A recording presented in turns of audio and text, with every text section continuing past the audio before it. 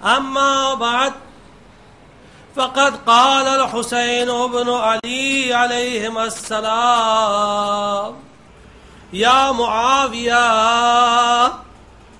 لا يكمل العقل إلا باتباع الحق صدق مولانا الحسين بن علي عليهما السلام صلوات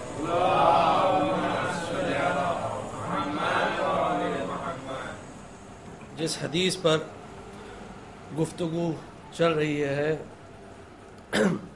وہ حدیث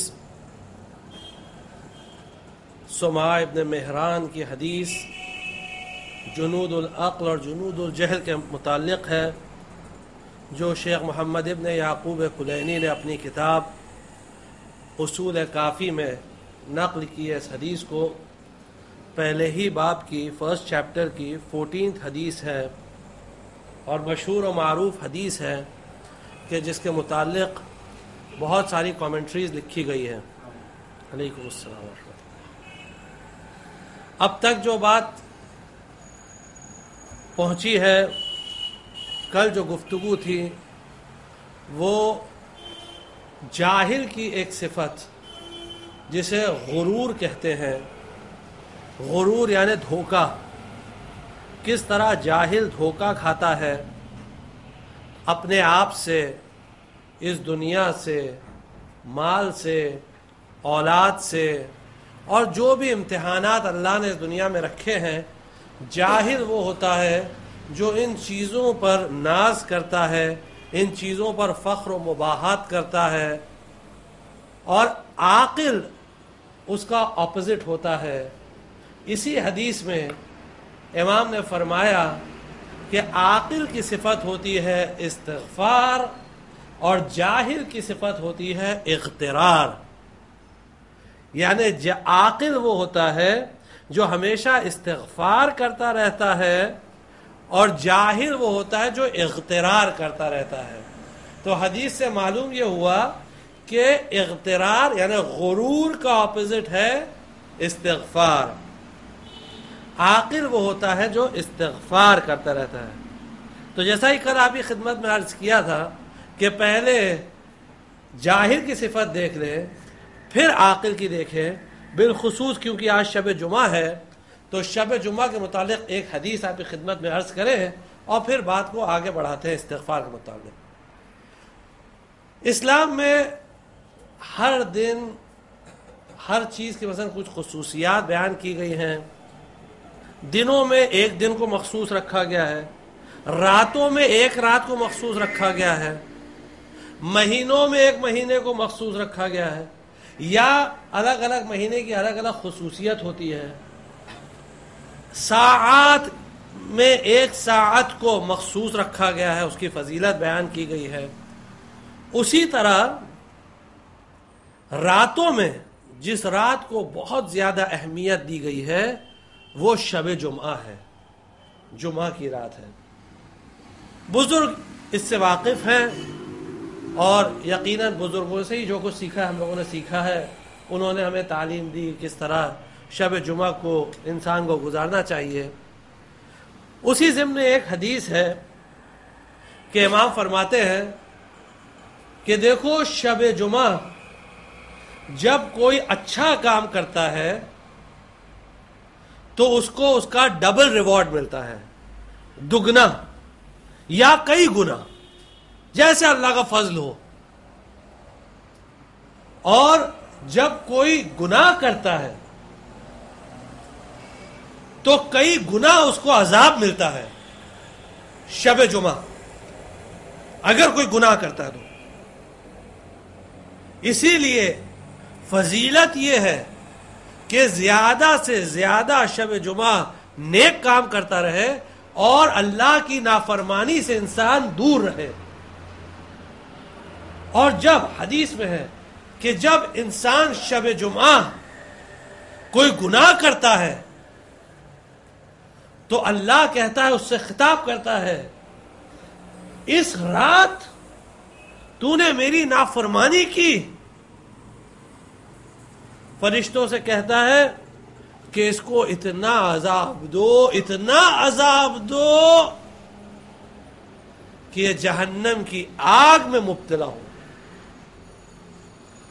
شب جمعہ، تو یہ ایک حدیث تھی شب جمعہ کے متعلق کہ زیادہ سے زیادہ نیک کام کرے، لیکن صرف ہم یہاں ڈرا نہیں رہے، اس کی فضیلت بھی ساتھ میں بہت ہے کہ اس رات کو مغفرت کے دروازے کھل جاتے ہیں، اور بہترین عمل جو ہے وہ استغفار ہے۔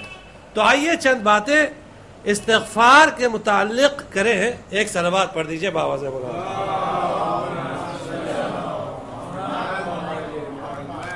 استغفار کو بہترین عبادت شمار کیا گیا ہے، بہترین عبادت۔ استغفار کا کانسیپٹ کیا ہے؟ پہلے استغفار کا کانسیپٹ، استغفار کا مفہوم سمجھ لیں۔ اللہ تبارک و تعالی بہانے تلاش کرتا ہے اپنے رحم و کرم کی بنا پر بندوں کو معاف کرنے کے لیے۔ اللہ بہانے تلاش کرتا ہے کہ بندہ کسی طرح کوئی کام ایسا کر دے کہ میں اسے معاف کر دوں۔ علیکم السلام۔ اور یہ ان لوگوں کے لیے نہیں ہے جو بہت پارسا ہیں، جو بہت متقی ہیں، جو بہت پرہیزگار ہیں، یہ ان کے لیے نہیں، بلکہ خود سورہ زمر میں اعلان ہوتا ہے، قرآن کی آیت ہے، قل، اے پیغمبر کہہ دیجئے، کس سے؟ لعبادی الذین اسرفوا علی انفسہم، وہ بندے، وہ میرے بندے۔ عجب کرم ہے اللہ کا، عجب کرم ہے۔ دیکھیے، غور کریے، میرے وہ بندے، کون سے بندے؟ جنہوں نے بہت گناہ کیا ہے۔ خطاب، وہ بندے، میرے وہ بندے جو بہت گناہ کیے ہیں، بہت گناہ، یعنی گناہوں میں ڈوبے ہوئے ہیں۔ اے پیغمبر ان سے کہہ دیجئے، لا تقنطوا من رحمت اللہ، دیکھو اللہ کی رحمت سے مایوس نہ ہونا، کبھی بھی، چاہے جتنا گناہ کیے ہو، کبھی بھی اللہ کی رحمت سے مایوس نہ ہونا۔ ان اللہ یغفر الذنوب جمیعا، اللہ سارے گناہوں کو معاف کر دیتا ہے۔ کوئی ایسا گناہ نہیں ہے جو قابل مغفرت نہیں ہے، کوئی ایسا گناہ نہیں ہے جسے اللہ معاف نہیں کرتا ہے۔ ہر ایک گناہ کو اللہ معاف کر دیتا ہے، صرف معافی مانگنے والا چاہیے، معافی مانگنے والا چاہیے۔ انہو هو الغفور الرحیم، یقیناً وہ غفور ہے، وہ معاف کرنے والا ہے، وہ رحیم ہے، وہ ترس کھانے والا ہے، وہ ترس کھاتا ہے اپنے بندوں پر، وہ معاف کرتا ہے اپنے بندوں کو۔ یہ پورا کانسیپٹ ہے استغفار کا کہ اللہ چاہتا ہے کہ کسی طرح بندہ آئے خدمت میں اور ایک مرتبہ خالی کہہ دے سوری، ایک مرتبہ کہہ دے، چاہے اپنی زبان میں کہے، ضروری نہیں کہ دعا عربی میں جانتا ہو، ضروری نہیں ہے، اپنی زبان میں کہے، پروردگارہ معاف کر دے۔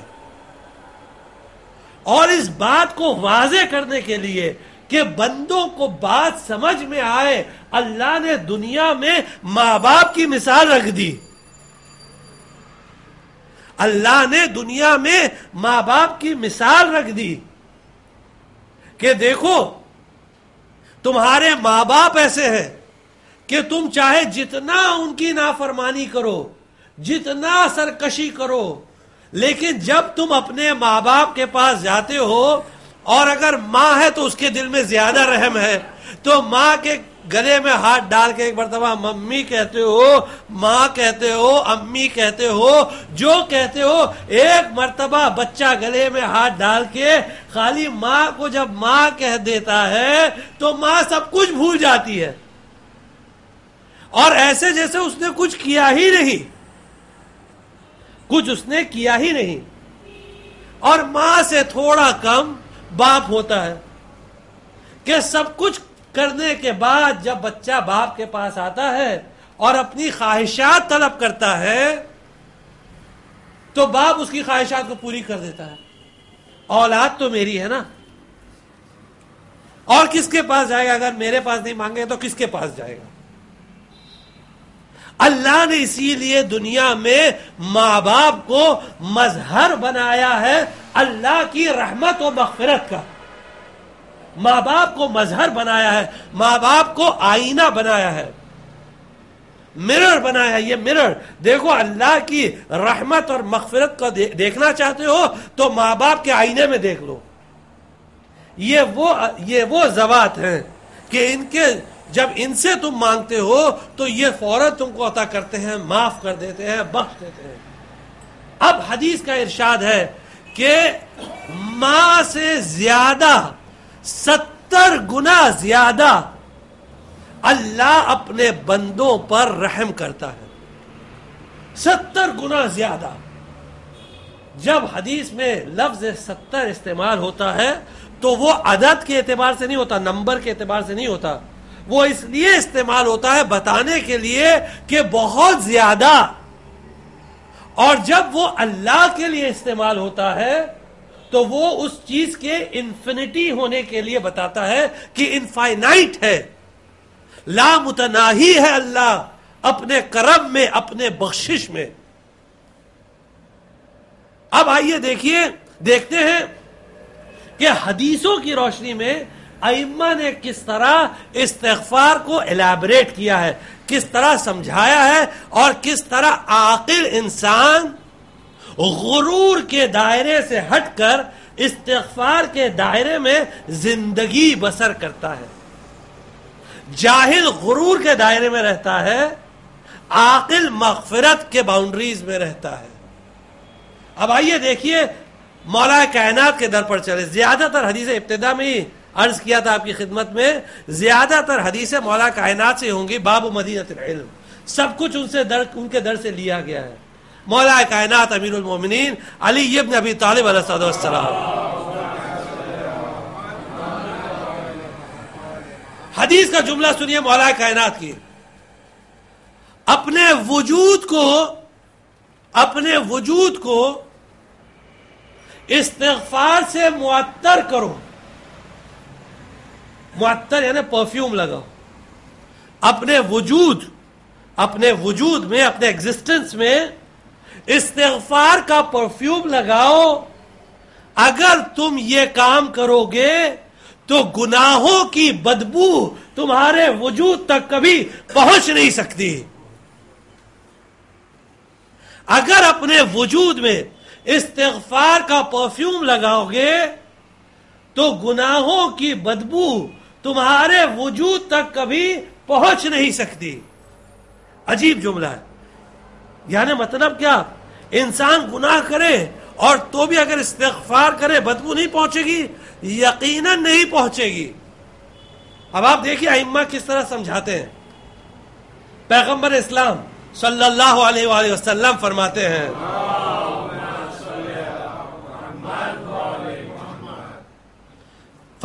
کہ اللہ تعالی نے تمہیں تعلیم دی ہے کہ زیادہ سے زیادہ استغفار کرو. اس لیے دی ہے کیونکہ وہ چاہتا ہے کہ تمہیں معاف کرے. آپ حضرات سے گزارش ہے تھوڑا آگے چلے جائیں, تھوڑا آگے. ایک صلوات پڑھ دیجیے محمد.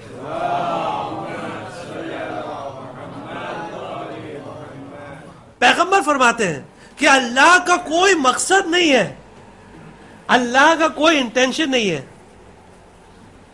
حدیث کے جملوں پر غور کریے. اللہ کا کوئی انٹینشن نہیں ہے سوائے تمہیں معاف کرنے کے لیے, سوائے تمہیں معاف کرنا. اسی لیے اس نے تمہیں حکم دیا ہے زیادہ سے زیادہ استغفار کرنے کا. تو کوشش کرو زیادہ سے زیادہ استغفار کرتے رہو. استغفر اللہ ربی و اتوب الیہ کہتے رہو. اب حدیث پر غور کریں, فکر کریں حدیث پر. پیغمبر فرماتے ہیں اللہ کو انٹینشن نہیں ہے. یعنی انسان کی نفسیات سے پیغمبر خطاب کر رہے ہیں. انسان کی سائیکالوجی. انسان کی سائیکالوجی کیا ہوتی ہے؟ اگر مثال کے طور پر ہم آپ سے کہیں کہ جناب آپ یہ چیز لے لیجئے، مثلا آپ یہ گلاس لے لیجئے، آپ یہ موبائل لے لیجئے، آپ یہ گھڑی لے لیجئے، آپ یہ مائک لے لیجئے، ہم آپ سے اصرار کر رہے ہیں لیجئے نا بھائی لیجئے. ایک بار کہا، آپ نے کہا ارے چھوڑو یار. دوسری بار ہم نے کہا بھائی لیجئے، آپ نے کہا جاؤ بھائی اپنا کام کرو. تیسری بار ہم نے کہا بھائی صاحب پلیز لے لیجئے. اب آپ کے ذہن میں ایک چیز تو طے ہے کہ ہم جو انسسٹ کر رہے ہیں اس میں ضرور ہمارا کچھ فائدہ ہے. اگر ہمارا فائدہ نہیں ہے تو ہم اتنا اصرار کیوں کریں، انسسٹ کیوں کریں. یہاں پیغمبر فرماتے ہیں دیکھو اللہ جو اتنا اصرار کر رہا ہے، اللہ جو اتنا انسسٹ کر رہا ہے، اس میں اللہ کا کوئی فائدہ نہیں ہے، اللہ کا کوئی بینیفٹ نہیں ہے. اگر تم سمجھتے ہو کہ اللہ کا کوئی فائدہ ہے تو نہیں، ایسا ہرگز نہیں ہے. اللہ صرف چاہتا ہے کہ تم جنت میں جاؤ. اللہ چاہتا ہے کہ اپنی رحمت سے تم کو گھیر لے، اس کی رحمت تم کو گھیر لے. اسی لیے تم سے کہہ رہا ہے استغفار کر لو، استغفار کر لو. تو انسان کی نفسیات سے اس طرح خطاب اور ایک ایسا ستون، ایک ایسا پلر دے دیا انسان کے وجود کو، ایسا پلر کہ جس پر ہمیشہ انسان لین کر سکتا ہے، ٹیکا دے سکتا ہے. انسان کسی چیز پر ٹیکا کب دیتا ہے، انسان کسی چیز پر بھروسہ کب کرتا ہے؟ جب ہر جگہ سے مایوس ہو جاتا ہے. اگر کوئی مریض ہوتا ہے تو پہلے جاتا ہے ڈاکٹر کے پاس علاج کراتا ہے، ڈاکٹر کے پاس علاج کراتا ہے، معمولی ڈاکٹر MBBS. تھوڑا درد ہوا گیا ڈاکٹر سے، کہا ڈاکٹر صاحب درد ہو رہا ہے. ڈاکٹر نے دوا دی، کچھ فائدہ نہیں ہوا، درد بڑھتا گیا. اب کہاں گئے؟ بڑے ڈاکٹر کے پاس، اسپیشلسٹ کو. تو بھی علاج کے بعد کوئی شفا نہیں ملی.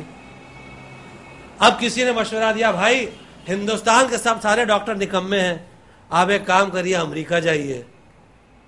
امریکہ گیا، وہاں ڈاکٹروں نے اس کی جو انٹسٹائن سے آنت کاٹ دی اور بولے ہاں آپ ٹھیک ہو گئے. اس کے بعد بھی علاج ہوا نہیں، ایسے ہی آ گیا. اب سب جگہ سے مایوس ہو گیا، درد بڑھتا جا رہا ہے. رات درد میں گزر رہی ہے، رات بھر درد ہے، کھاس رہا ہے، پریشان ہے، کوئی چیز سجھائی نہیں دیتی. اب کیا کرتا ہے وہ؟ اب وہ کہتا ہے پروردگارا تو ہی شفا دینے والا ہے، تو ہی شفا دے دے معبود. اللہ پر بھروسہ کرتا ہے، اب اللہ پر ٹیکا دیتا ہے. تب جا کر وہ اللہ کے پاس جاتا ہے. اسی لیے اگر آپ دعائے مشلول پڑھے یا دعائے جوشن کبیر پڑھے تو اس میں یہی پڑھتے ہیں نا، یا عماد من لا عماد لا. اے وہ عماد ستون کو کہتے ہیں، پلر یا ٹیکا. اے اس کا عماد جس کے پاس کوئی عماد اور ستون نہ ہو، جس کے پاس کوئی ٹیکا نہ ہو. یا رکن من لا رکن لا. اے وہ جس کے پاس کوئی رکن نہ ہو، کوئی پلر نہ ہو. الگ الگ لفظ استعمال کیے ہیں پلر کے لیے، کالم کے لیے.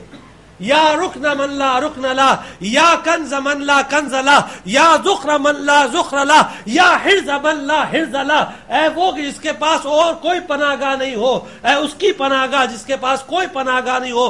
اے اس کا خزانہ کہ جس کے پاس کوئی خزانہ نہ ہو. پروردگارا تجھی پر بھروسہ ہے، اسی کے پاس جاتا ہے. بالکل اسی طرح جو انسان گنہگار ہے اور اپنے گناہوں کے لیے کوئی بخشش اور مغفرت کا سہارا نہیں دیکھتا ہے، تو اس کے لیے اللہ نے اپنی بخشش اور مغفرت کا سہارا بنایا کہ آؤ میرے در پر آؤ مجھ سے مانگو، میں سارے گناہوں کو معاف کر دوں گا. تو مولا کائنات امیر المومنین علی ابن ابی طالب علیہ السلام فرماتے ہیں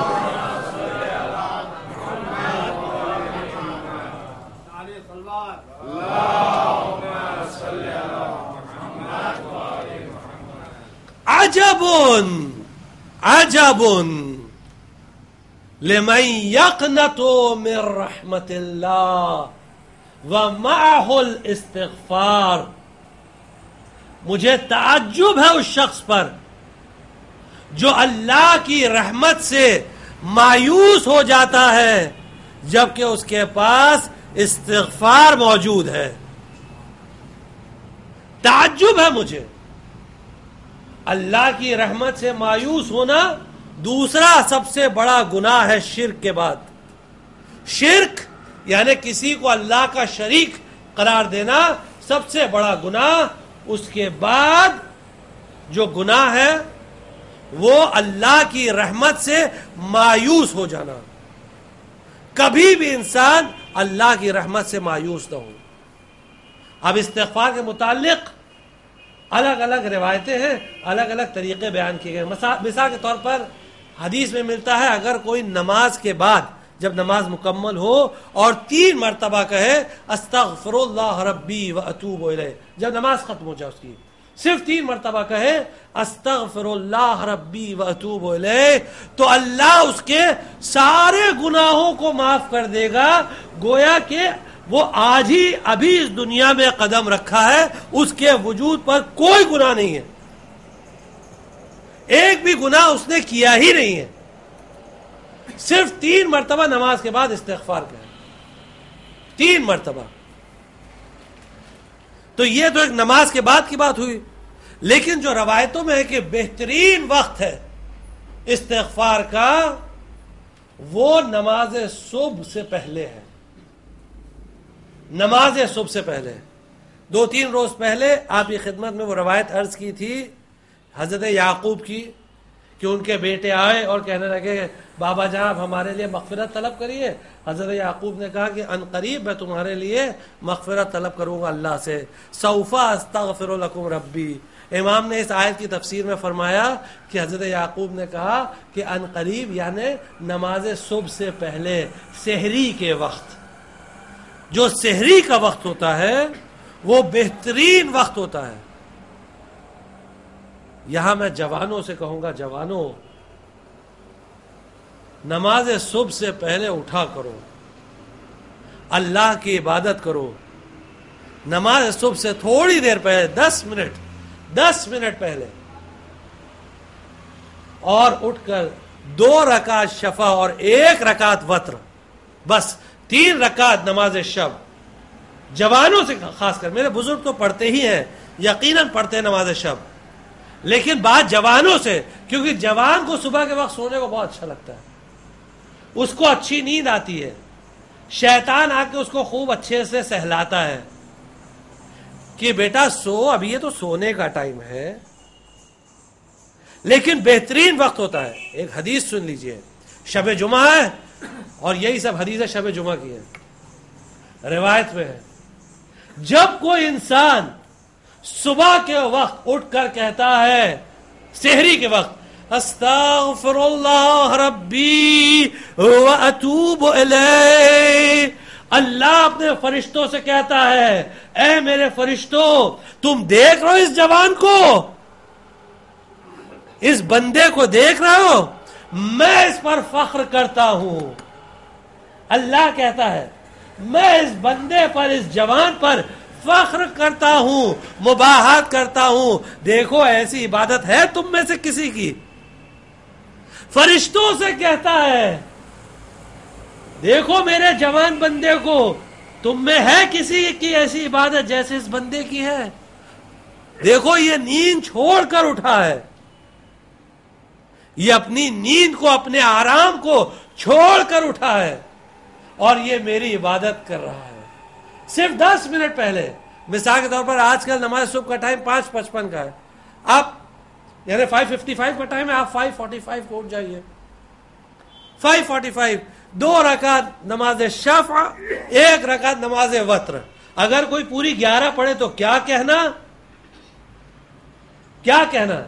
لیکن اگر وہ نہیں تو کم سے کم 3 رکعت بس، 2 رکعت شفع، 1 رکعت وتر یا وطر جیسے کہا جاتا ہے، اور اس کے بعد استغفار، 1 تسبیح استغفار، 1 تسبیح استغفار کی بس. سارے گناہوں کو اللہ معاف کر دیتا ہے، سارے گناہ، ایک گناہ نہیں بچتا ہے، ایک گناہ، سارے گناہ اللہ معاف کر دیتا ہے. اور اس کے بعد حدیث کا جملہ سن لیجئے، امام فرماتے ہیں، تھوڑا آگے تشریف لے آئیے، تھوڑا سا آگے، ایک صلوات پڑھ دیجئے محمد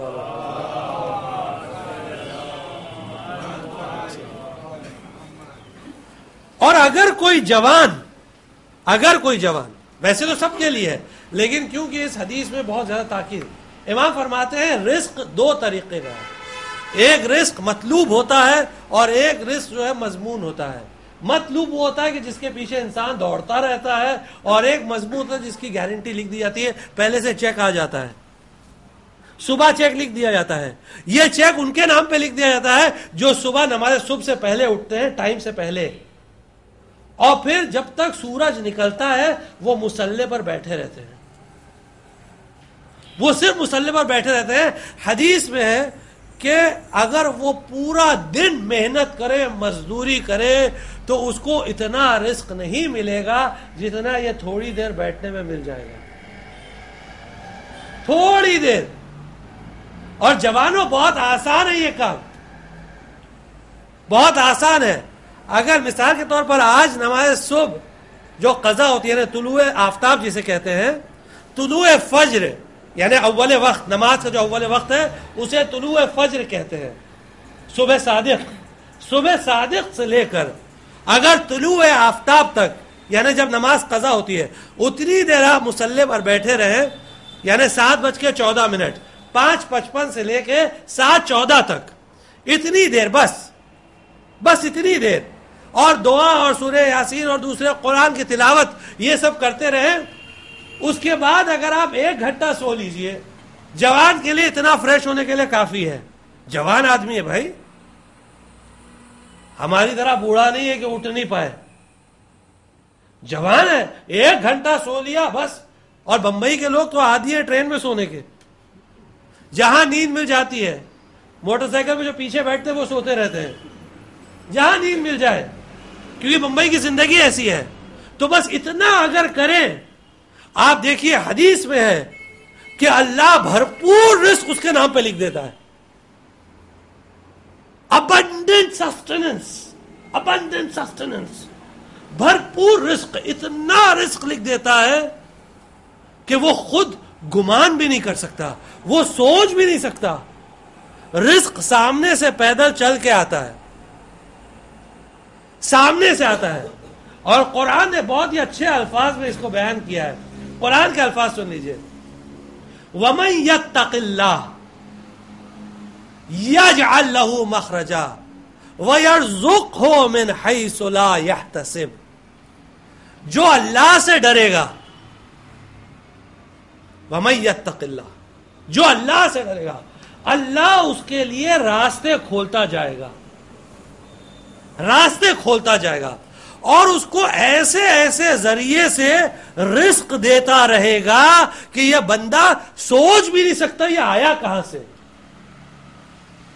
اتنا رزق دے گا، اتنا بھرپور رزق دے گا اللہ.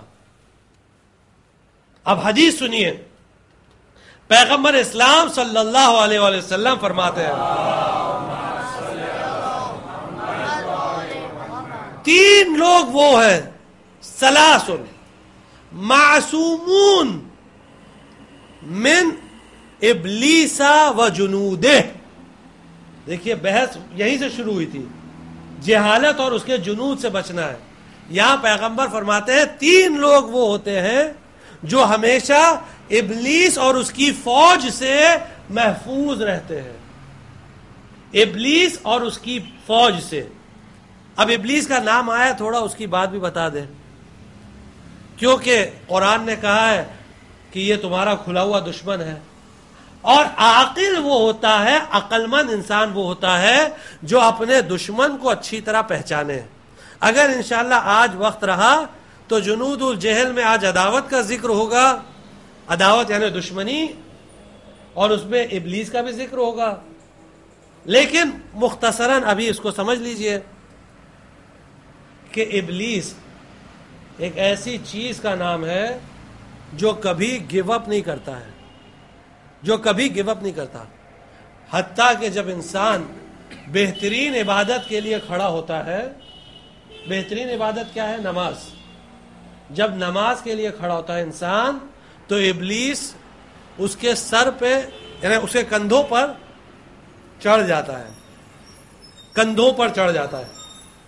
اور جو حدیث کا جملہ امام فرماتے ہیں، اپنے دونوں پیر اس کے سامنے ایسے اٹکا دیتا ہے اور اس کے دل میں، اس کے کانوں میں وسوسہ کرنا شروع کر دیتا ہے. وسوسہ، وسپرنگ، نماز اس کی خراب کرنے کے لیے. کیسے نماز خراب کرتا ہے؟ ماشاءاللہ تم عابد ہو، کیا عبادت ہے، کیا قرات ہے تمہاری. دیکھو دوسرے لوگ کو تو وضو کرنے کا طریقہ نہیں آتا، تمہارا وضو کتنا پرفیکٹ ہے، تمہاری نماز کتنی اچھی ہے، تم عابد ہو. باقی سب تو تمہاری نماز قبول ہوگی. جب انسان یہ کرتا ہے اور عابد واقعی اس کے وسوسے میں آ جاتا ہے تو اس کی نماز خراب ہو جاتی ہے. اسی لیے حدیث میں ہے کہ جب آپ نماز کے لیے کھڑے ہوں تو اللہ اکبر بولنے کے بعد مستحب ہے کہ پہلی رکعت میں کہیں اعوذ باللہ من الشیطان الرجیم. دوسری رکعت میں نہیں کہنا چاہیے، پہلی رکعت میں مستحب ہے اعوذ باللہ من الشیطان الرجیم. جب کہتے ہیں تو ابلیس ایسا فرار ہوتا ہے، ایسا بھاگتا ہے کہ پھر نہیں آتا. پھر دوسری رکعت میں ضرورت نہیں پڑتی کہنے کی، پہلی رکعت میں اس کو بھگا دے اعوذ باللہ من الشیطان الرجیم کہہ کے. تو یہاں پیغمبر اسلام فرماتے ہیں کہ 3 لوگ ابلیس اور اس کے جنود، اس کی فوجوں سے محفوظ رہتے ہیں. کون ہے وہ 3 لوگ؟ ایک وہ جو ہمیشہ اللہ کا ذکر کرتا رہتا ہے، جب بھی کوئی اللہ کا ذکر کرے گا تو وہ ابلیس کے حملے سے محفوظ رہے گا. اللہ کا ذکر کیا ہے؟ خالی تسبیح پڑھنا ہے، سبحان اللہ والحمد للہ ولا الہ الا اللہ واللہ اکبر، صرف اسے اللہ کا ذکر کہتے ہیں؟ نہیں. اللہ کا ذکر یعنی جب بھی کوئی چیز سامنے آئے تو دیکھے آیا یہ حلال ہے یا حرام ہے، اگر حلال ہے تو اسے انجام دے اور حرام ہے تو اس سے پرہیز کرے. اسے کہتے ہیں اللہ کا ذکر. ایک دوسرا کون ہے جو بچے گا؟ والباقون من خشیت اللہ، وہ لوگ جو خوف خدا میں روتے ہیں، گریا کرتے ہیں. جوانوں گریا کرو خوف خدا میں. قرآن کریم سوال کرتا ہے تم سے، اے جوانوں، قرآن سوال کر رہا ہے الم یعن للذین آمنوا ان تخشع قلوبهم من خشیت اللہ. کیا تمہارے لیے ابھی تک وہ ٹائم آیا نہیں کہ تم اللہ کے خوف سے تمہارے دل جھک جائیں؟ کیا ابھی تک ٹائم آیا نہیں کہ تم گریا کرو؟ ابھی تک وقت آیا نہیں کہ تم نماز میں رو، سجدے میں رو، سجدے میں دعا کرو یا من بے جود ہی موصوف ارحم من بے اساءت ہی معروف. اے وہ ذات جو اپنی سخاوت اور اپنے کرم کی بنا پر موصوف ہے، کہ جس کی صفت اس کی سخاوت اور اس کا کرم ہے، اس بندے پر رحم کر کہ جو اپنے گناہوں کی بنا پر پورے سماج میں معروف ہو گیا ہے، فیمس ہو گیا ہے، نوٹوریس ہو گیا ہے. پورے سماج میں سب لوگ اس کو گناہوں کی بنا پر جاننے لگے ہیں کہ یہ آدمی یہ گناہ کرتا ہے. نماز میں گریا کرے، نماز میں روئے. اسی لیے جب سندی ابن شاہق آیا لعنت اللہ علیہ امام کاظم علیہ السلام کو اذیت پہنچانے، زندان ہارون میں سندھی ابن شاہق دشمن ہے، دشمن. یہ وہ ہے جس نے 7ویں امام کے پیٹھ پر کوڑے برسائے. اور کیسے کوڑے تھے؟ تازیانہ کیسا تھا آپ جانتے ہیں؟ اس میں کانٹے لگے ہوئے تھے، لوہے کے کانٹے، لوہے کے کانٹے تھے. اور جب وہ تازیانہ لگاتا تھا تو وہ کانٹا امام کے جسم میں پھنس جاتا تھا اور پھر وہ پوری بے دردی سے کھینچتا تھا تو امام کا جسم پورا زخمی ہو جاتا تھا. ایسا دشمن کہتا ہے کہ جب بھی میں امام کو اذیت پہنچانے گیا، جب بھی میں موسیٰ ابن جعفر کو اذیت پہنچانے گیا تو میں نے ان کو دیکھا یا تو نماز پڑھ رہے ہیں یا تو سجدے میں رو رہے ہیں اور کہہ رہے ہیں، گریہ کر رہے ہیں، اللہم انی اسألک التوبۃ قبل الموت والراحة عند الموت والمغفرة بعد الموت والعفو عند الحساب یا کریم. امام گریہ کر رہے ہیں. عجیب، یہ تعلیمات اہل بیت. خوف خدا سے آنکھوں سے آنسو جاری نہیں ہے. نماز جوان صرف اس لیے پڑھتا ہے کہ ماں باپ نے بول دیا. سب جوان ایسے نہیں ہوتے ہیں، کچھ اچھے بھی ہوتے ہیں. جنرلی ایک بات کر رہے ہیں، یا تو اسے ترک کر دیا، چھوڑ دیا نماز کو، چھوڑ دیا، یا تو پڑھ لیا تو بالکل ایک فارمیلٹی کمپلیٹ کیا. یا امام موسیٰ ابن جعفر بتا رہے دیکھو نماز ایسی ہو، یا من لہ الدنیا والآخرہ. سجدے میں رو رہے ہیں، سجدے میں رو کر کہہ رہے ہیں یا من لہ الدنیا والآخرہ، اے وہ کہ جس کی دنیا و آخرت دونوں ہے، اس بندے پر رحم کھا. ارحم من لیس لہ الدنیا والآخرہ، اس بندے پر رحم کر کہ جس کی نہ دنیا ہے نہ آخرت ہے، نہ دنیا ہے نہ آخرت ہے. پروردگارا رحم کر.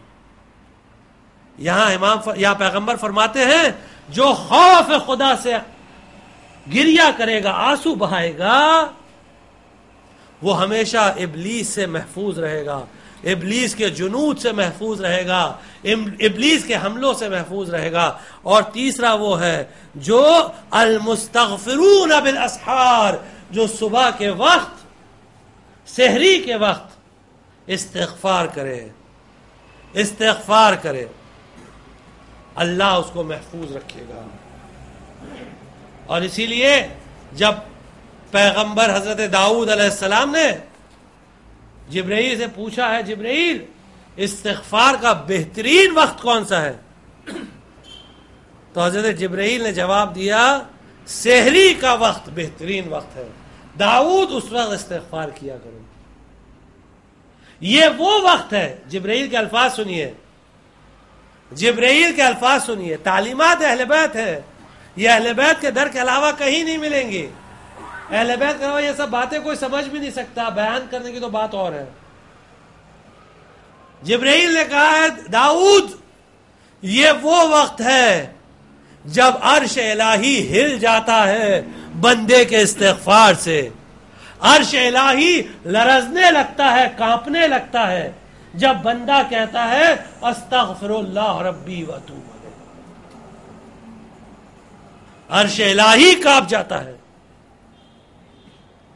اور ہم لوگ سوتے رہتے ہیں. اللہ آواز دے رہا ہے حل من تائب، ہے کوئی توبہ کرنے والا؟ حل من مستغفر، ہے کوئی استغفار کرنے والا؟ حل من داعن، ہے کوئی دعا کرنے والا؟ جوان سو رہا ہے اور اگر خدا نہ خواستہ اس کے کان میں اذان کی آواز چلی جائے، خدا نہ خواستہ، تو کمبل کو اور تان لیتا ہے اور منہ پھیر کے سو جاتا ہے کہ یہ کہاں سے مؤذن صبح صبح اذان دینے لگا. اسے تو فجر کے 11 بجے دینا چاہیے تھا. اور تان لیتا ہے کمبل کو کہ نیند ڈسٹرب ہو گئی. اور اصل وقت جو عبادت کا ہوتا ہے نا وہ جوانی ہی ہوتی ہے, وہ جوانی ہوتی ہے. اسی لیے جب امام نے ایک اپنے صحابی کو ایک جگہ بھیجا تبلیغ کے لیے تو صحابی آیا اور امام نے پوچھا کہ کیا ہوا, تبلیغ کی تم نے؟ تو بولے ہاں مولا کوئی ادھر سنتا نہیں ہے بات, ادھر ہوپلیس پیپل, کوئی تبلیغ کا کچھ فائدہ نہیں, ہوپلیس. امام نے بھیجا تبلیغ کے لیے. بہت بار مبلغ جو ہوتے ہیں نا, جو تبلیغ کرنے والے ہوتے ہیں, وہ مایوس ہو جاتے ہیں. انبیاء علیہ السلام بھی بہت حد تک پریشان ہو جاتے تھے. اسی لیے قرآن حدیث میں ہے کہ حضرت نوح نے اپنی قوم سے کہا یا قوم قد سئمتکم و سئمتمونی, اے قوم میں تم سے تھک چکا ہوں, تم مجھ سے تھک چکے ہو. دونوں ایک دوسرے سے تھک چکے ہیں. مثلا بہت سارے لوگوں کے دلوں میں یہ بات ہوگی کہ 5 سال سے وہی بات کر رہے ہیں, اب چینج ہونا چاہیے کچھ انشاءاللہ. اللہ کو جو بہترین عبادت پسند آتی ہے وہ عبادت کی. امام نے بھیجا, کہا جاؤ تبلیغ کرو. آیا, کہنے لگا کہ مولا کوئی بات سنتا نہیں ہے. امام نے کہا تم اس تبلیغ میں جوانوں کے پاس گئے تھے, تم نے جوانوں کو بلایا؟ راوی نے کہا نہیں مولا جوانوں کے پاس تو نہیں گیا تھا. امام نے کہا نہیں, جوانوں کے پاس جاؤ, جوانوں کو دعوت دو. عربی کا جملہ یہ ہے علیکم بالاحداث, جوانوں کو بلاؤ. فإنہم اسرعوا الی کل خیر, کیونکہ جوان تیزی کے ساتھ خیر کی طرف دوڑتا ہے. جتنی تیزی کے ساتھ جوان دوڑتا ہے دوسرا کوئی نہیں دوڑ سکتا. اور جوان کی خوبی یہ ہوتی ہے کہ جاتا بھی تیزی کے ساتھ حق کی طرف ہے اور اسی تیزی کی طرف باطل کی طرف بھی جاتا ہے. اگر آپ جوان کو دیکھیں, آج کے جوان کو, تو یہاں بالی لگائے, یہاں بالی لگائے, یہاں بالی لگائے, یہاں جہاں جہاں ممکن ہوتا ہے زبان میں بھی لگا رہے ہیں, ناک پتہ نہیں کہاں کہاں بالی لگاتے ہیں, الگ الگ ہونٹ میں. جب دیکھو تو عجیب سی کرایت محسوس ہوتی ہے. آج کل ٹیٹوئنگ کر رہے ہیں. پہلے دیہاتوں میں جو جوحال ہوتے تھے نا, جو پست طبقے کے لوگ ہوتے تھے, ان کو ٹیٹوئنگ کرائی جاتی تھی تاکہ معلوم پڑ جائے کہ یہ شیڈیول کاسٹ ہے. جو اونچی ذات کے لوگ ہوتے تھے نا, ہندوستان کی بات کر رہے ہیں کیونکہ ٹیٹوئنگ ہندوستان سے گئی نا پورے دنیا میں, تو جو اونچی ذات کے لوگ ہوتے تھے, ہم کاسٹزم میں بلیو نہیں کرتے ہیں, لیکن ایک بات بتا رہے کہ ہمارا آج کا انسان کتنا ترقی کر لیا ہے کہ پہلے جو اونچی ذات کے لوگ ہوتے تھے وہ نیچی ذات والوں کو ٹیٹوئنگ کرتے تھے تاکہ دور سے پتہ چل جائے کہ یہ, مثلا اگر دوسرے دیہات میں گئے یا سفر میں, کیسے پتہ چلے گا کہ یہ نیچ ذات کا آدمی ہے؟ تو پتہ چل جاتا ہاں یہ نیچ ذات کا آدمی, کیوں یہ ٹیٹو کیا. آج کل جوان ٹیٹو کر رہا ہے, اور ٹیٹو ہاتھ سے شروع کیا, یہاں کیا, وہاں کیا, اب اس کی کوئی انتہائی نہیں ہے, کوئی انتہائی نہیں ہے, لمٹ ہی نہیں ہے. آپ دیکھیے ایک ایک چیز, جوان کو دیکھیے کیسے دیوانگی کی طرف اپنا نام بدل دیتے ہیں. ایک جوان ملا, ایسا لگا کہ شاید یہ شیعہ ہے, اور اس نے بھی ہمارا حلیہ دیکھ کے اس کو بھی لگا کہ شاید یہ بھی شیعہ ہے. دیکھا اس نے ہمارا حلیہ بھی دیکھا, محرم کا ہی مہینہ تھا تو دیکھا یہ سیاہ پہنے, وہ بھی بلیک شرٹ پہنے ہوا تھا. اس نے کہا یو آر شیعہ؟ ہم نے کہا یس آئی ایم شیعہ. اس نے بہت انگریزی ہے نا ایک دم, یس آئی ایم شیعہ. تو ہم نے کہا یو آر آلسو شیعہ؟ یہ بمبئی کا, ادھر ہی کا, یہ. ہم نے کہا اچھا. ہم نے اس سے, جوان تھا ایک دم جوان, ہم نے پوچھا بھائی آپ کا نام کیا ہے؟ کہنے لگا یادو. اچھا ہم سمجھے کہ یہ شاید ہماری بات سمجھ نہیں پایا, شیعہ کچھ اور سمجھ کے کہہ دیا اس نے, یہ یادو نام ہے, اور یہ اپنے آپ کو یادو کہہ رہا ہے. پھر ہم نے اس سے پوچھا یو آر شیعہ؟ یہ شیعہ مسلم, شیعہ مسلم وے یو اسٹے, بتانے کا ادھر ادھر. اچھا ٹھیک ہے, یہ جو تمہارا نام ہے یہ تو نہ کسی پیغمبر کا ہے نہ کسی امام کا ہے نہ کسی عالم دین کا ہے، یا نا کہیں نہ کہیں تو کچھ تو ہونا چاہیے. تو بولے نہیں، حضرت علی کا نام ہے. حضرت علی کا نام یاد ہو تو کہیں تھا نہیں. بولے نہیں، اصل میں میرا نام ید اللہ ہے. تو اس کو شارٹ کر دیا، ایک دم یادو کر دیا. جوان ہے، جوان کا دیکھیں کوئی وہ نہیں، کوئی اس کی نہیں، ایک دم شارٹ اینڈ سویٹ. اسی لیے مولا کائنات فرماتے ہیں الشاب شعبۃ من الجنون، الشباب شعبۃ من الجنون. جوانی یہ پاگل پن کا ایک ڈپارٹمنٹ ہے، پاگل پن کا ایک حصہ، ایک شعبہ ہے. یہ پاگل جوان جو ہے وہ پاگل ہوتا ہے، پاگل ہوتا ہے. اگر اس کی صحیح تربیت نہیں ہوئی تو وہ اسی لائن پر جائے گا. آپ جتنے کرمنلز کو دیکھیے سب جوان ہوتے ہیں، صحیح ٹریننگ نہیں ہوئی تو یہ ہوگا. اس لیے گھر کا ماحول ایسا بنائے کہ جوان صحیح راستے پر چلے. اگر گھر کا ماحول بزرگوں نے اچھا نہیں رکھا تو یقیناً جوان غلط راستے پر جائے گا ہی. اسی لیے اکبر الہ آبادی نے کہا عشرتی گھر کی محبت کا مزہ بھول گئے، کھا کے لندن کی ہوا عہد وفا بھول گئے، ٹھہرے ہوٹل میں تو گھر کی پرواہ نہ رہی، کیک چک کے سیوئیوں کا مزہ بھول گئے. کیا تعجب ہے جو بچوں نے بھلایا گھر کو، جبکہ بوڑھے روش دین خدا بھول گئے. تو اگر بزرگ ہی بھول گئے طریقہ تو بچوں پر کیوں الزام ٹھہرا رہے؟ جب ہم اپنے گھر میں ٹی وی لا کر 24 گھنٹہ دیکھیں گے، حرام کاری ہوگی، تو جو انسان بوئے گا وہی تو کاٹے گا. جو اس کے وجود میں داخل ہوتا رہے گا وہی تو نتیجہ نکلے گا، کچھ اور نکلے گا. اسی لیے جوانوں کو تعلیم دے، تربیت. اور اگر خود گھر میں اتنا تربیت نہیں ہے، ٹھیک ہے، کسی اور کے حوالے کریں جو تربیت کر سکتا ہے، جو تعلیم دے سکتا ہے، اور مسلسل اس کے پیچھے لگے رہیں. ورنہ قیامت کے دن یہی جوان شکایت کرے گا، یہی جوان شکایت کرے گا. جب خدا اس کو بلا کے میدان محشر میں کہے گا تو نے کیوں نافرمانی کی؟ کہا میرے ماں باپ نے مجھے تیار کیا، میرے ماں باپ نے مجھے تیار کیا تیری معصیت کے لیے، تیری نافرمانی کے لیے. تو ماں باپ کو بلایا جائے گا، تم نے بچوں کو تیار کیا. ماں باپ کہیں گے نہیں، ہم نے تو اس کو کپڑا پہنایا، ہم نے تو اس کو یہ دیا، ہم نے تو اس کو وہ دیا، ہم نے تو اچھے سے اچھا کھانا دیا، ہم نے کہاں تیار کیا. بچہ جواب دے گا تم نے سب کچھ کیا لیکن دینی تعلیم کا انتظام کیا؟ دینی تعلیم کا انتظام کیا؟ نہیں، تم نے تو ہمیں ایسے ہی چھوڑ دیا. اسی لیے آج ہمیں بھگتنا پڑ رہا ہے. تو اکیلے کیوں بھگتے؟ آپ بھی آئیے ساتھ میں. اسی لیے تاکید ہے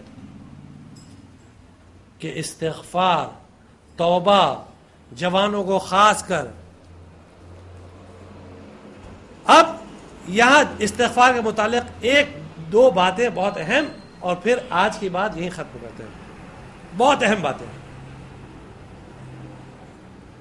اللہ سبحانہ و تعالی کا ایک نام ہے حلیم. حلیم یعنی جو بہت برداشت کرتا ہے، جو جلدی نہیں کرتا ہے سزا دینے میں. آپ دعا جوشن کبیر پڑھتے ہیں تو اس میں جو لاسٹ فقرے ہیں دعا جوشن کے، اس میں آپ پڑھتے ہیں یا حلیمان لا یعجل، اے وہ حلیم جو جلدی نہیں کرتا ہے، جلد بازی سے کام نہیں لیتا ہے سزا دینے میں. سزا دینے میں جلد بازی سے کام نہیں لیتا ہے. اس فقرے کو سمجھاتے ہوئے امام نے فرمایا، چھٹے امام صادق علیہ الصلوۃ والسلام نے فرمایا کہ جب کوئی انسان گناہ کرتا ہے اگر وہ صبح گناہ کرتا ہے تو رات تک اللہ اس کو مہلت دیتا ہے.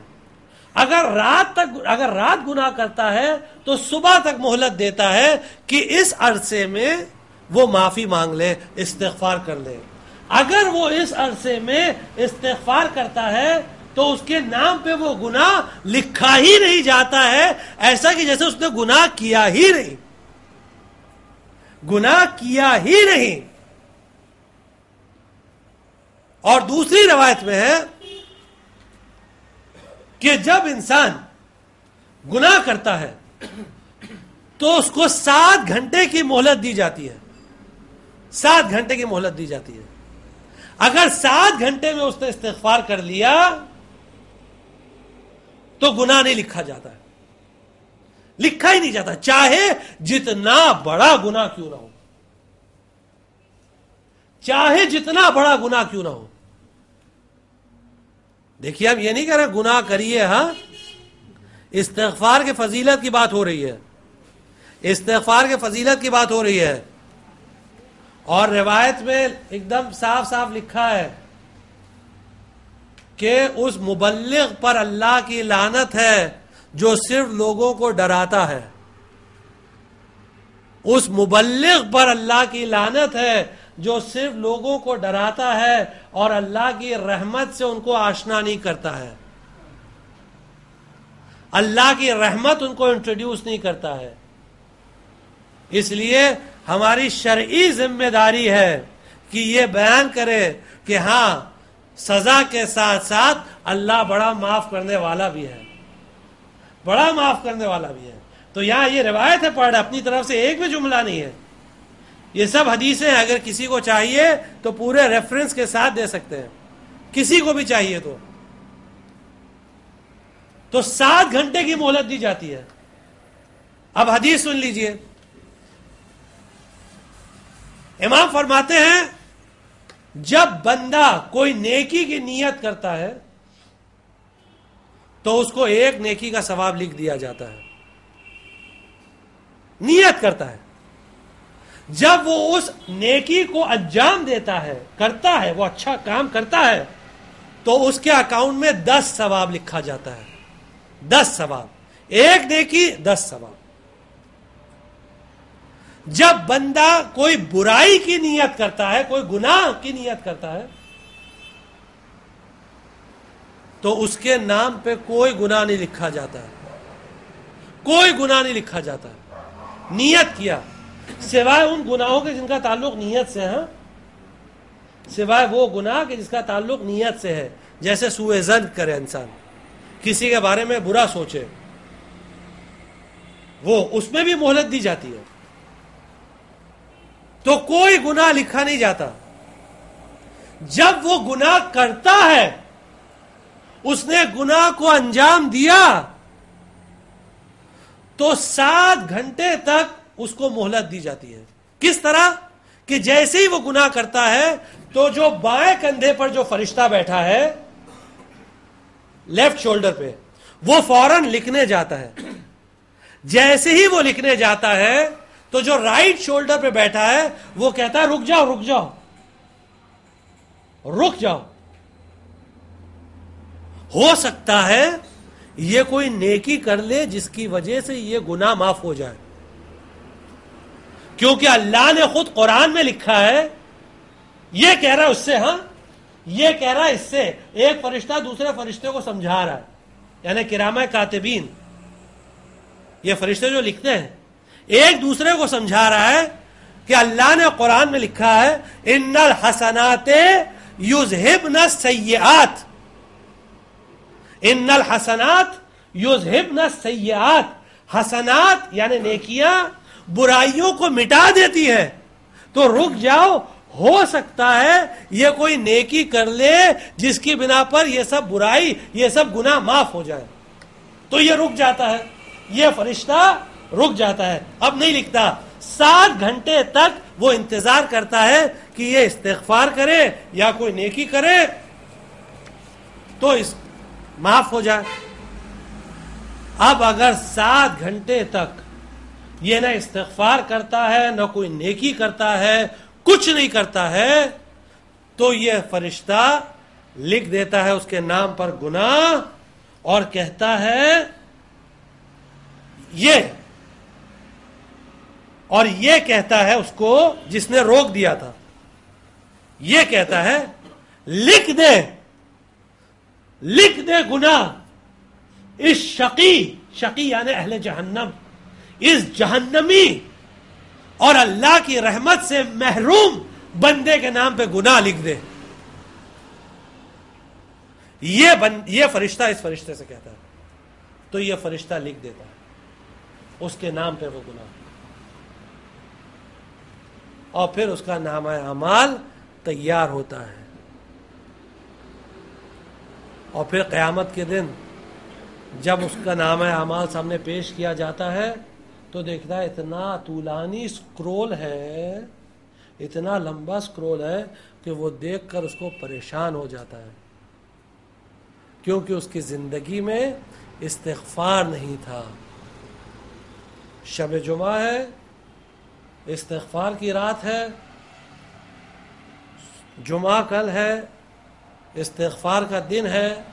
یہ سب بہت اہم گھڑیاں ہیں، یہ موقع ہیں جب اللہ اپنے بندوں کو معاف کرتا ہے، اور بالخصوص وہ بندے جو فرش عزا پر بیٹھے ہو، اور وہ اگر فرش عزا پر گریہ کریں اور بکا کریں تو یقیناً اللہ سارے گناہوں کو معاف کرتا ہے، اللہ سارے گناہوں کو بخش دیتا ہے اگر کوئی ایک آنسو حسین کے لیے بہائے، ایک آنسو. ہاں عزادارو، عصر عاشور جب سارے اقربا اصحاب سب شہید ہو گئے تو ایک مرتبہ امام نے آواز دی، آواز استغاثہ بلند کی، حل من ناصر ینصرنا، حل من مغیث یغیثنا، حل من ذاب یذب عن حرم رسول اللہ. ہے کوئی جو میری نصرت کو پہنچے، ہے کوئی جو ہمیں پناہ دے، ہے کوئی جو حرم رسول کی حفاظت کرے. کسی نے آواز پر لبیک نہ کہا، ہاں مگر خیمے میں ایک مرتبہ کوہرام بپا ہوا. حسین آئے در خیمے پر، آواز دی زینب یہ بیبیوں میں کوہرام کیسا ہے؟ جناب زینب نے کہا بھیا جب آپ نے آواز استغاثہ بلند کی اصغر نے اپنے آپ کو جھولے سے پھینک دیا، اصغر نے اپنے آپ کو جھولے سے پھینک دیا. حسین نے کہا بہن زینب لاؤ اصغر کو مجھے دے دو. زینب نے کہا بھیا اصغر کسی کی گود میں نہیں آ رہے، آپ ہی آئیے اصغر کو لے جائیے. حسین آئے خیمے کے اندر، گہوارے کے قریب آئے، پتہ نہیں باپ نے بیٹے کے کان میں کیا بات کہی، یہ کسی کو پتہ نہیں بیٹے نے کیا سمجھا. بس ایک مرتبہ جیسے ہی حسین نے ہاتھ پھیلائے اصغر ہمک کر حسین کی گود میں آ گئے. حسین شش ماہے کو لے کر اب جیسے ہی چلے تو در خیمے پر رباب کھڑی ہے، چہرے پر مایوسی ہے. حسین نے پوچھا رباب یہاں کیوں کھڑی ہو، یہ مایوسی کیسی؟ کہا کہ اب تک جو کوئی خیمے میں، جو کوئی میدان میں گیا ہے وہ زندہ واپس نہیں آیا ہے. حسین نے ماں کو تسلی دی، رباب اب تک جو میدان جنگ میں گیا تو ظالموں نے یہ خیال کیا کہ یہ شاید جنگ کے لیے آیا ہے. ارے رباب 6 مہینے کے بچے جنگ تھوڑے ہی کرتے ہیں. ماں کے دل کو تسلی دی, ماں کا دل ٹھہرا. حسین اصغر کو لے کر ایک بلندی پر آئے. آنے کے بعد آواز دی, اما فیکم مسلم, کیا تم میں کوئی مسلمان نہیں ہے؟ ارے اسلام تو کہتا ہے کہ بھوکے اور پیاسوں کو پانی پلایا جائے, کھانا کھلایا جائے. میرا بچہ 3 دن کا بھوکا پیاسا ہے. کسی نے حسین کی بات کا جواب نہیں دیا. پھر ایک مرتبہ حسین نے آواز بلند کی, کیا تم میں کوئی صاحب اولاد نہیں ہے؟ کیا تم میں کوئی اولاد والا نہیں ہے؟ پھر کسی نے جواب نہ دیا. ایک مرتبہ امام نے اصغر سے کہا, بیٹا شاید یہ میری بات سمجھ نہیں رہے ہیں, تم ہی اپنی زبان میں ان کو سمجھا دو کہ تم کتنے پیاسے ہو. حسین نے اصغر کو کربلا کی جلتی ہوئی زمین پر رکھا. ششمائے نے سوکھے ہوئے ہونٹوں پر سوکھی ہوئی زبان پھیری. حسین نے پھر ایک مرتبہ آواز دی, اما ترونا کیف یتلذا, ارے کیا تم نہیں دیکھتے کہ یہ بچہ کس طرح تلذی کر رہا ہے؟ آپ جانتے ہیں تلذی مچھلی کی اس آخری حالت کو کہتے ہیں جب اس کو پانی سے نکال دیا جائے اور وہ دم توڑتی ہے تو کبھی منہ کھولتی ہے, کبھی منہ بند کرتی ہے. اصغر کبھی منہ کھولتے ہیں, کبھی منہ بند کرتے ہیں. بس اصغر کی یہ حالت دیکھ کر ایک مرتبہ ظالم رونے لگے, منہ پھیر پھیر کر رونے لگے. پسر سعد نے دیکھا کہ انقلاب کے آثار نمایاں ہو گئے. آواز دی, اینا اینا ہرملا, ارے ہرملا کہاں ہے؟ ہرملا کو بلاؤ. ہرملا آیا. اس لئی سے پسر سعد نے کہا, اقطع کلام الحسین, اے ہرملا حسین کے کلام کو, حسین کی گفتگو کو خاموش کر دے. بس مقتل کے 2 جملے سن لیجئے اور آپ کی زحمت تمام. عزاداروں رو لیجئے, ایام عزا ہے. حسین کو پرسا دیجئے, زہرا کو پرسا دیجئے. ہرملا نے تیر نکالا, اور کیسا تیر؟ 3 پھل کا تیر.